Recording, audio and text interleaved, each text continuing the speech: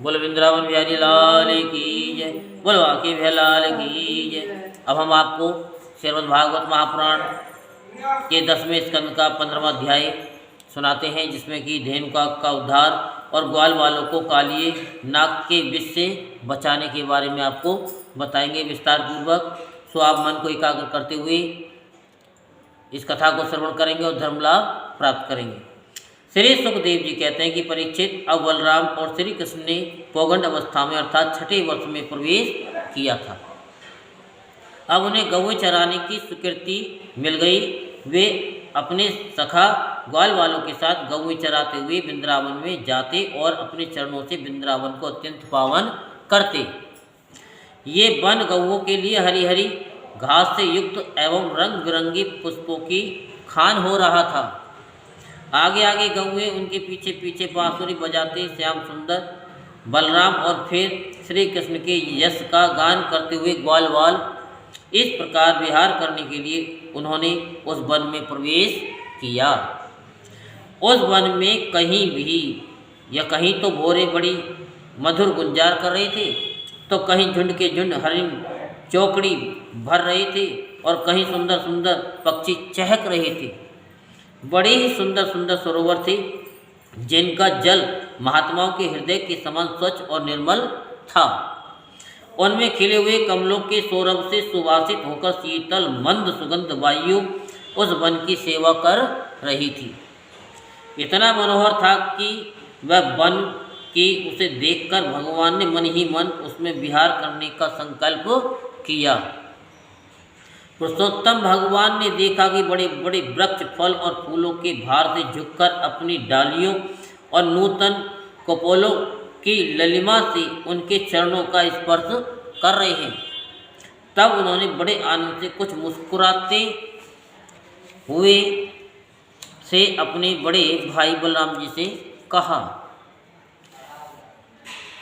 कि देव शिरोमणे, यूँ तो बड़े बड़े देवता आपके चरण कमलों की पूजा करते हैं, परंतु देखिए तो ये वृक्ष भी अपनी डालियों से सुंदर पुष्प और फलों की सामग्री लेकर आपके चरण कमलों में झुक रहे हैं, नमस्कार कर रहे हैं। क्यों न हो, इन्होंने इसी सौभाग्य के लिए तथा अपना दर्शन एवं श्रवण करने वालों के अज्ञान का नाश करने के लिए ही तो वृंदावन धाम में वृक्ष योनि ग्रहण की है। इनका जीवन धन्य है। आदि पुरुष आदि यानी यद्यपि आप इस वृंदावन में अपने ऐश्वर्य रूप से या ऐश्वर्य रूप को छिपाकर बालकों की सी लीला कर रहे हैं, फिर भी आपके श्रेष्ठ भक्त मुनिगण अपने इष्ट देव को पहचान कर यहाँ भी प्राय भोरों के रूप में आपके भुवन पाकर यश का निरंतर गान करते हुए आपके भजन में लगे रहते हैं।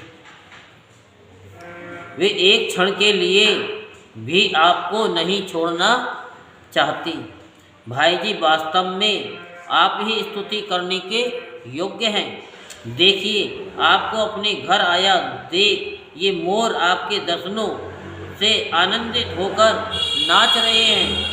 हरनिया मृगनयनी गोपियों के समान अपनी प्रेम भरी तिरछी चितवन से आपके प्रति प्रेम प्रकट कर रही हैं, आपको प्रसन्न कर रही हैं। ये कोयलें अपनी मधुर कुहू ध्वनि से आपका कितना सुंदर स्वागत कर रही हैं। ये वनवासी होने पर भी धन्य हैं, क्योंकि सत्पुरुषों का स्वभाव ही ऐसा होता है कि वे घर आए अतिथि को अपनी प्रिय से प्रिय वस्तु भेंट कर देते हैं। आज यहाँ की भूमि अपनी हरी हरी घास के साथ आपके चरणों का स्पर्श प्राप्त करके धन्य हो रही है। यहाँ के वृक्ष लताएं और झाड़ियाँ आपकी अंगुलियों का स्पर्श पाकर अपना अहोभाग्य मान रही हैं। आपकी दया भरी चितवन से नदी पर्वत पशु पक्षी सब कृतार्थ हो रहे हैं और ब्रज की गोपियाँ आपके वक्त स्थल का स्पर्श प्राप्त करके, जिसके लिए स्वयं लक्ष्मी जी भी ललायित रहती हैं, धन्य धन्य हो रही हैं। श्री सुखदेव जी कहते परीक्षित, इस प्रकार परम सुंदर वृंदावन को देखकर भगवान श्री कृष्ण बहुत ही आनंदित हुए। वे अपनी सखा ग्वाल वालों के साथ गोवर्धन की तराई में यमुना तट पर गौओं को चराते हुए अनेकों प्रकार की लीलाएं करने लगे। एक और ग्वालवाल भगवान श्री कृष्ण के चरित्रों की मधुर तान छेड़े रहते हैं, तो दूसरी ओर बलराम जी के साथ वनमाला पहने हुए श्री कृष्ण मतवाले भोरों की सुरीली गुनगुनाहट में अपना स्वर मिलाकर मधुर संगीत अलापने लगते हैं। कभी कभी श्री कृष्ण कूजते हुए राजहंसों के साथ स्वयं भी कूजने लगते हैं और कभी नाचते हुए मोरों के साथ स्वयं भी ठुमुक ठुमुक नाचने लगते हैं और ऐसा नाचते हैं कि मयूर को उपहासास्पद बना देते हैं। कभी मेघ के समान गंभीर वाणी से दूर गए हुए पशुओं को उनका नाम लेकर बड़े प्रेम से पुकारते हैं। उनके कंठ की मधुर ध्वनि सुनकर गायों और ग्वाल वालों का चित्त भी अपने बस में नहीं रहता। कभी चकोर, कराकुल, चकवा, भरदुल और मोर आदि पक्षियों की सी बोली बोलते, तो कभी बाघ, सिंह आदि की गर्जना से डरे हुए जीवों के समान स्वयं भी भयभीत की सी लीला करते। जब बलराम जी खेलते खेलते थक कर किसी ग्वालवाल की गोद के तकिए पर सिर रखकर लेट जाते, तब श्री कृष्ण उनके पैर दबाने लगते, पंखा झालने लगते और इस प्रकार अपने बड़े भाई की थकावट दूर करते। जब ग्वालवाल नाचने गाने लगते, तब ताल ठोक ठोक कर एक दूसरे से कुश्ती लड़ने लगते। तब श्याम और राम दोनों भाई हाथ में हाथ डालकर खड़े हो जाते और हंस हंस कर वाह वाह करते।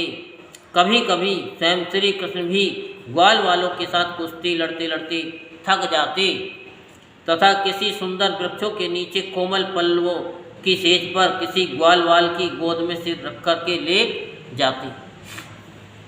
परीक्षित, उस समय कोई पुण्य के मूर्तिमान स्वरूप ग्वालवाल महात्मा श्री कृष्ण के चरण दबाने लगते हैं और दूसरे निष्पाप बालक उन्हें बड़े बड़े पत्तों या अंगोछियों से पंखा झलने लगते हैं। किसी किसी के हृदय में प्रेम की धारा उमड़ आती, तो वह धीरे धीरे उदार शिरोमणि परम मनस्वी श्री कृष्ण की लीलाओं के अनुरूप उनके मन को प्रिय लगने वाले मनोहर गीत गाने लगता। भगवान ने इस प्रकार अपनी योग माया से अपने ऐश्वर्य में स्वरूप को छिपा रखा था। वे ऐसी लीलाएं करते जो ठीक ठीक गोप बालकों की सी भी मालूम पड़ती। स्वयं भगवती लक्ष्मी उनके चरण कमलों की सेवा में संलग्न रहती। वे ही भगवान इन ग्रामीण बालकों के साथ बड़े प्रेम से ग्रामीण खेल खेला करते थे। परीक्षित, ऐसा होने पर भी कभी कभी उनकी ऐश्वर्यमयी लीला भी प्रकट हो जाया करती थी। बलराम जी और श्री कृष्ण के सखाओं में एक प्रधान गोप बालक श्री धामा थे। श्री धामा एक दिन उन्होंने तथा सुबल और स्तोक कृष्ण, छोटे कृष्ण आदि ग्वाल वालों ने श्याम और राम से बड़े प्रेम के साथ कहा, हम लोगों को सर्वदा सुख पहुँचाने वाले बलराम जी, आपके बाहुबल की तो कोई था ही नहीं है। हमारे मनमोहन श्री कृष्ण दुष्टों को नष्ट कर डालना तो तुम्हारा स्वभाव ही है। यहाँ तो थोड़ी ही दूर पर एक बड़ा भारी वन है, बस उसमें पात के पात ताड़ के वृक्ष भरे पड़े हैं।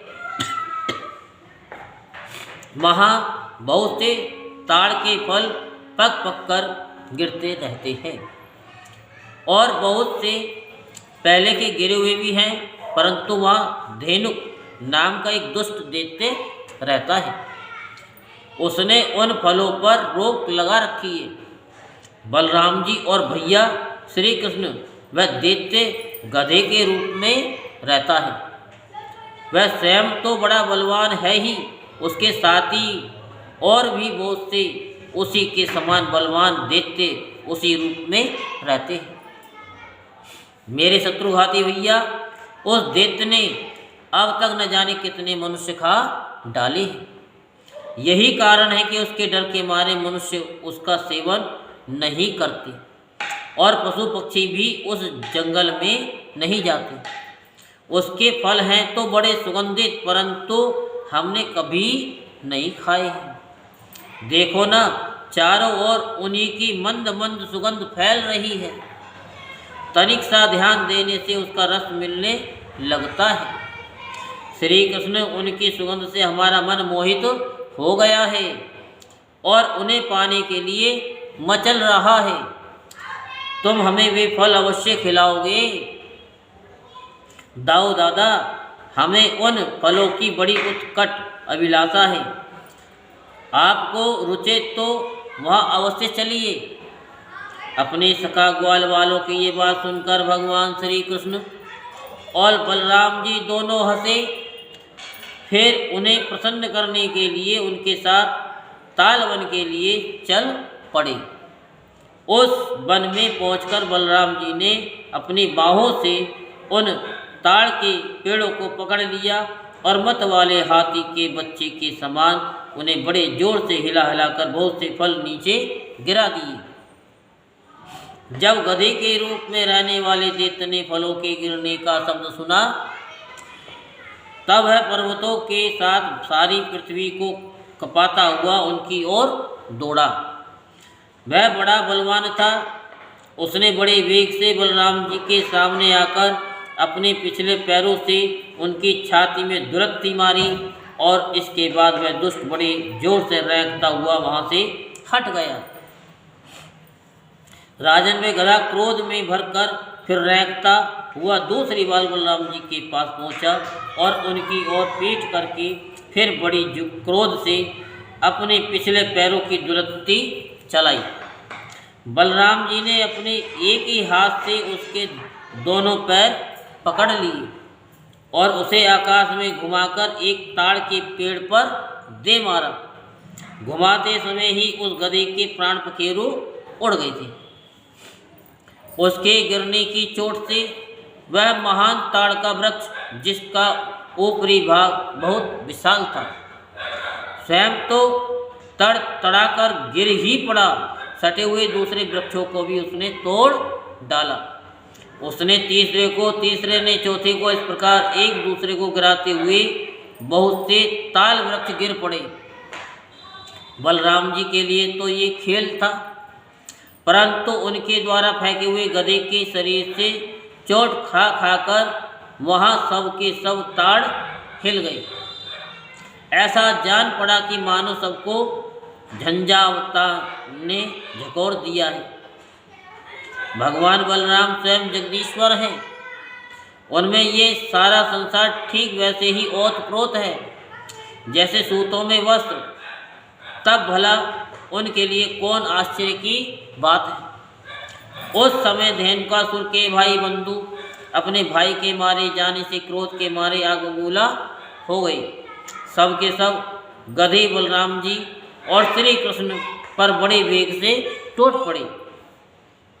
राजन उनमें से जो जो पास आया उसी उसी को बलराम जी और श्री कृष्ण ने खेल खेल में ही पिछले पैर पकड़ कर ताल वृक्षों पर दे मारा। उस समय वह भूमि ताड़ के फलों से पट गई और टूटे हुए वृक्ष तथा दैत्यों के प्राणहीन शरीरों से भर गई। जैसे बादलों से आकाश ढक गया हो, उस भूमि की वैसे ही शोभा होने लगी। बलराम जी और श्री कृष्ण की ये मंगलमय लीला देखकर देवतागण उस पर फूल बरसाने लगे और बाजे बजा बजा कर स्तुति करने लगे। जिस दिन धेनुकासुर मरा, उसी दिन से लोग निडर होकर उस वन के ताल फल खाने लगे तथा पशु भी स्वच्छंदता के साथ घास चरने लगे। इसके बाद कमल दल लोचन भगवान श्री कृष्ण बड़े भाई बलराम जी के साथ ब्रज में आए। उस समय उनके साथी ग्वालवाल उनके पीछे पीछे चलते हुए उनकी स्तुति करते जाते थे। क्यों ना हो, भगवान की लीलाओं का श्रवण कीर्तन ही सबसे बड़ा पवित्र जो है। उस समय श्री कृष्ण की घुंघराली अलकों पर गऊओं के खुरों से उड़ उड़कर धूली पड़ी हुई थी। सिर पर मोर पंखों का मुकुट था और बालों में सुंदर सुंदर जंगली पुष्प गुथे हुए थे। उनके नेत्रों में मधुर चितवन और मुख पर मनोहर मुस्कान थी। वे मधुर मधुर मुरली बजा रहे थे और साथ ही ग्वालवाल उनके ललित कीर्ति का गान कर रहे थे। बंसी की ध्वनि सुनकर बहुत सी गोपियाँ एक के साथ ही ब्रज से बाहर निकल आईं। उनकी आंखें न जाने कब से श्री कृष्ण के दर्शन के लिए तरस रही थी।